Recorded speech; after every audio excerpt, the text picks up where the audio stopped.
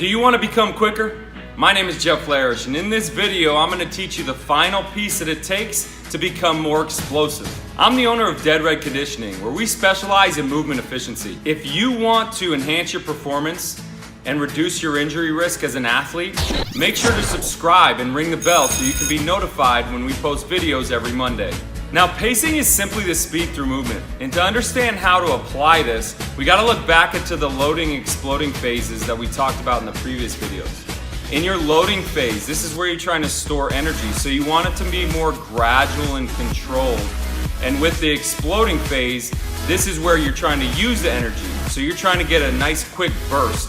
Now, you have a small window for explosiveness in any movement, and so it's really important that all of this is timed right and you understand exactly when you need that burst to occur. Now, with most athletes, it's going to start with some sort of drive in a movement.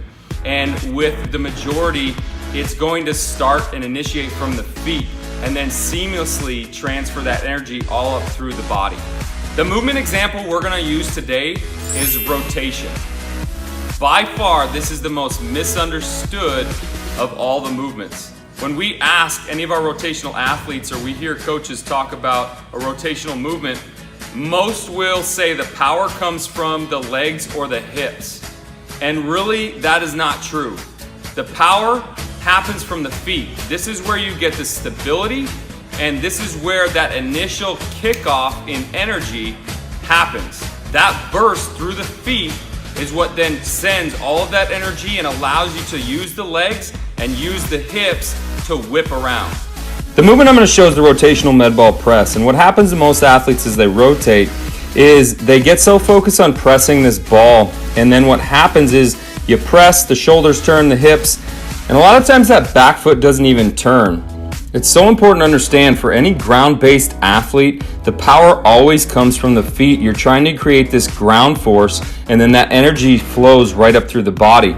So as I demo these next ones, what I'm going to show is that rotation initiating through my back big toe. And what I'm trying to do is I'm trying to whip my heel around as I grip with the front toes to lock in my stability. This will allow me to rotate faster, meaning that I'm going to be able to press that ball faster. Now, as I whip my back heel around, my back knee, my hips, and my shoulders then turn.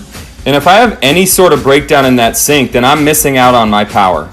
Once I get that coordination synced up, it's really important to understand that your intent through the drive of the back big toe and whipping the heel around, pressing aggressive, is what's going to allow you to move more explosive. And now you have got to be sure that every rep you have that same aggressive intent. Can you name the 4 key areas that we talked about in this series that are going to help you become a better athlete?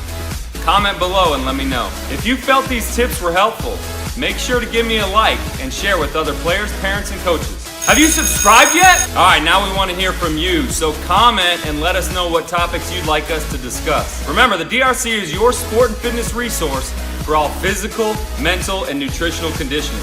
Have the best day you've ever had.